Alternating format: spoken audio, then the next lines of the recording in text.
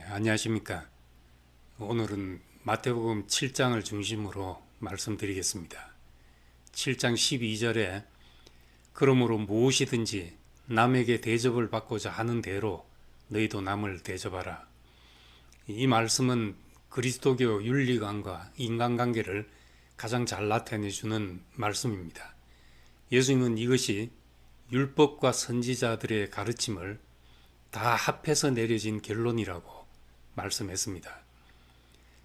성경은 이 세상의 모든 문제의 시작을 에덴 동산에 선악의 지식 나무가 있었는데 그 열매를 먹는 데서 시작했다고 말합니다.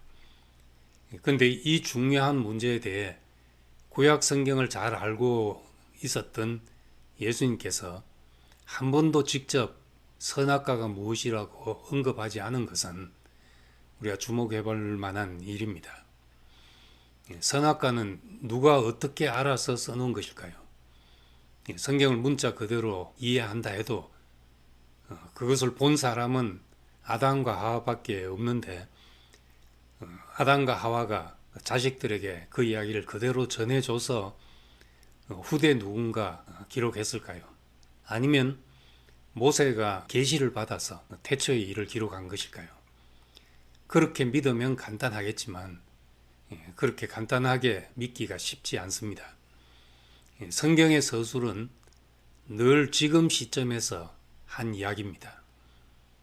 우리가 정말 사람을 사랑하며 살고 싶고 평화를 누리고 살고 싶은데 왜 우리 속에서 미움이 나오고 다툼이 일어나는 것일까? 세상의 악은 도대체 어디서 생긴 것일까? 사람들이 늘 가지고 있던 이런 물음에 대해서 보다 근원적인 답을 찾아서 비유적으로 말씀해 놓은 것입니다. 모든 문제의 시작은 선악의 지식 나무의 열매를 먹은 것이라고 표현을 합니다. 바울은 로마서 7장에 내가 한 법을 깨달았노니 곧 선을 행하기 원하는 나에게 악이 함께 있는 것이다 라고 말했는데 이것은 선과 악이 한 뿌리에서 나온다는 이야기입니다.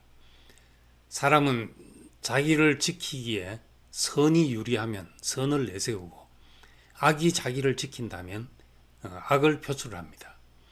그런데 로마서 8장에 그러므로 이제 그리스도 예수 안에 있는 자에게는 결코 정죄함이 없나니 이는 그리스도 예수 안에 있는 생명의 성령의 법이 죄와 사망의 법에서 너를 해방하였습니다. 선언했습니다. 이걸 다시 말하면 예수 안에 있는 생명나무의 열매를 먹음으로써 아담 안에 있었던 선악의 판단의 굴레에서 해박되었다는 말로 해석할 수 있습니다. 예수님이 생명나무, 선악의 지식나무라는 표현을 직접 쓰지는 않았지만 마태복음의 산상수훈을 자세히 보면 선악의 지식나무를 제하고 생명나무를 회복하는 말씀으로 해석할 수 있습니다. 그리고 마태복음 7장은 간접적이긴 하지만 선악의 지식나무의 결과에 대한 경고입니다. 판단하지 말라. 네 눈에 들보가 있는데 형제의 눈에 티를 가지고 말하지 말라. 돼지에게 진주를 던지지 말라. 자식에게 좋은 것을 주지 않냐.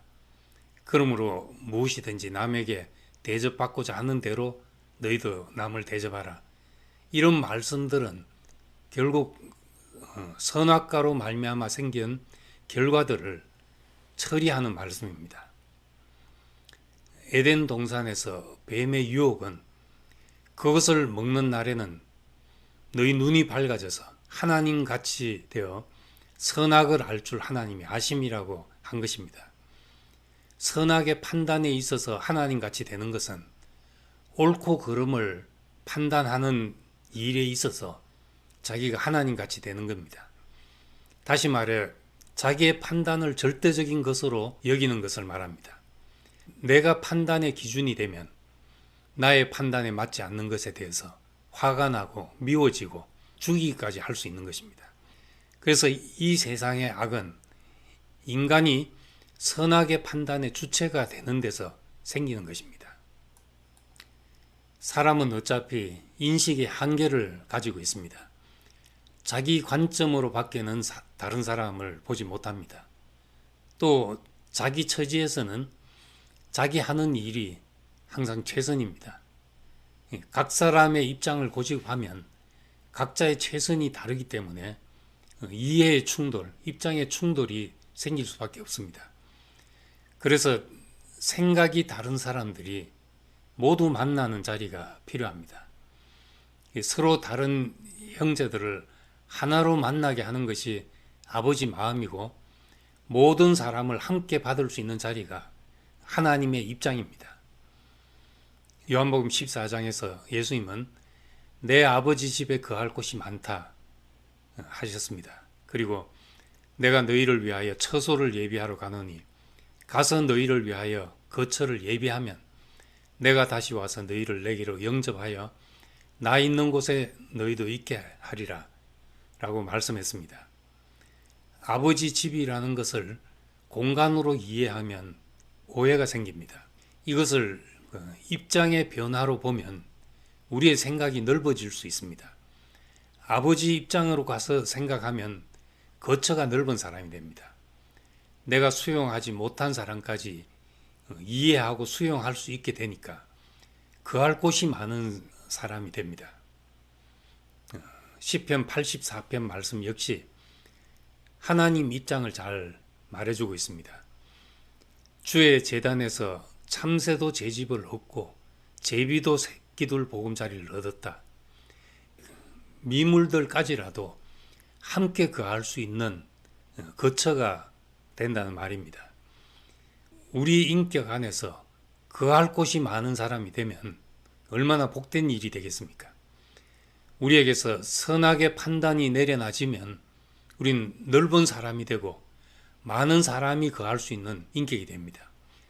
선악을 판단하는 일의 주체가 되면 미움과 다툼과 분열이 생길 수밖에 없기 때문에 우리의 최종적인 판단이 하나님에게 있어야 하는 겁니다. 그래서 선악과를 먹지 말라고 하셨습니다.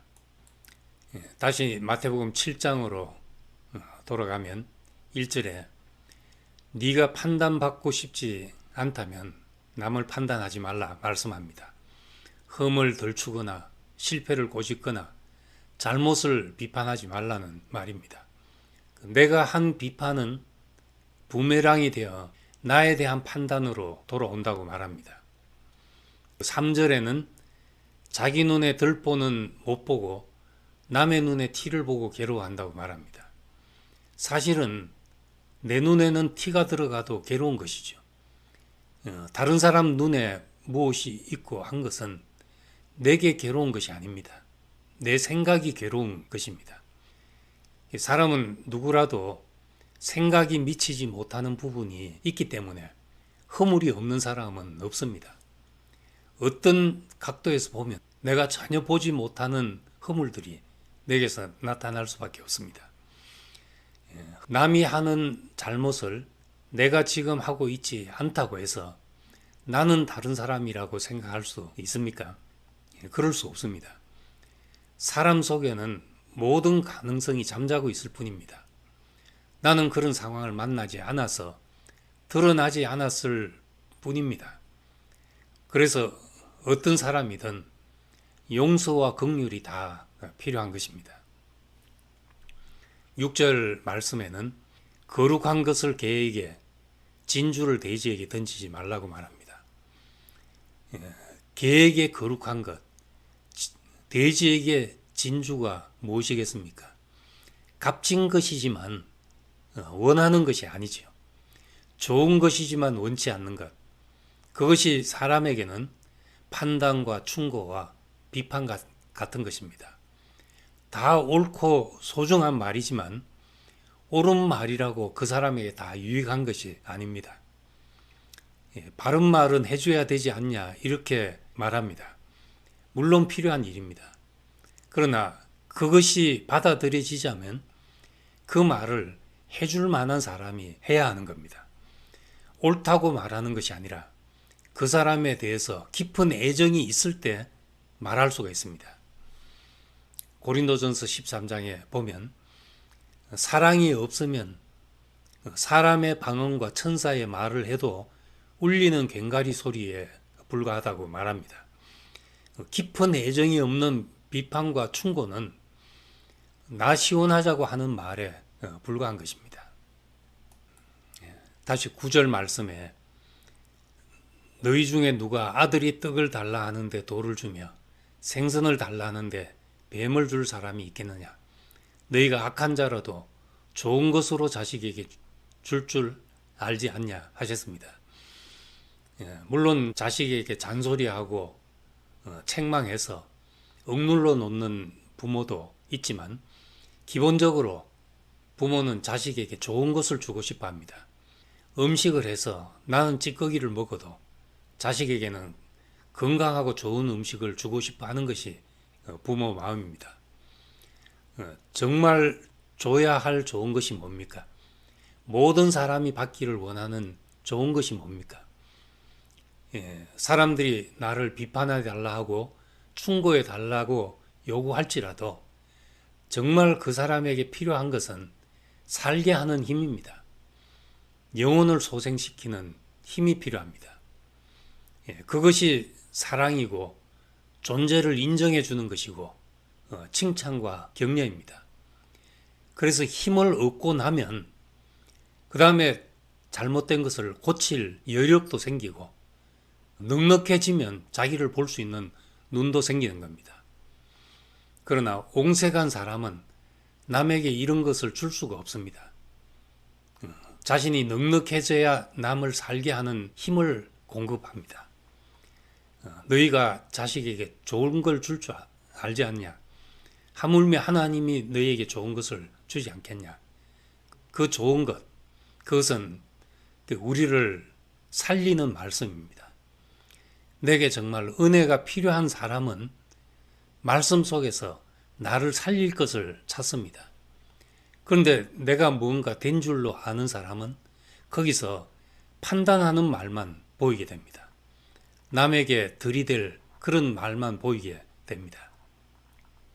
그래서 정말 줘야 할 좋은 것, 그것은 나를 살게 하는 힘이 필요하듯이 다른 사람도 살리는 말이 필요한 것입니다. 12절에는 남이 너에게 해주기를 원하는 그것을 남에게 해주라는 겁니다. 너희가 대접받기를 원하는 대로 남을 대접하라. 사람은 모두 자신이 사랑받기를 원하고 행복하기를 원합니다. 당신은 사랑받기 위해 태어난 사람, 이런 말을 듣고 싶어 합니다. 인정받고 싶어 하고 존재를 기여기에 주기를 바랍니다. 내게 이런 양식이 필요하다면 다른 사람에게도 필요한 겁니다. 내게 무엇이 필요한지 알면 다른 사람의 필요도 알게 됩니다. 넉넉한 사랑과 인정 속에서 자란 아이는 자존감이 높습니다. 그리고 세상을 살아가는데 문제를 넉넉하게 감당할 힘이 거기서 생깁니다. 그런데 세상에서 문제를 일으키는 사람들의 경우 대부분 낮은 자존감 때문에 생긴 문제였다는 것을 생각하면 사랑받고 인정받고 칭찬과 격려를 받는 일은 매일 양식을 먹는 것만큼 소중한 일입니다. 그래서 사람에게 정말 필요한 것을 줄 줄 아는 사람, 사람이 목말라 하는 것을 줄 아는 사람은 어디 가든지 필요한 사람이고 어디 가든지 사람을 살리는 힘을 공급하는 사람이 될 것입니다.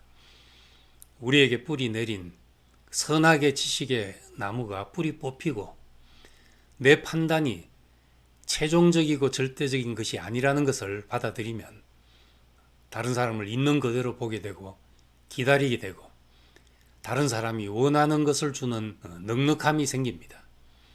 우리에게서 선악과를 처리하시고 거할 곳이 많은 사람이 되게 하신 것을 감사드립니다. 감사합니다.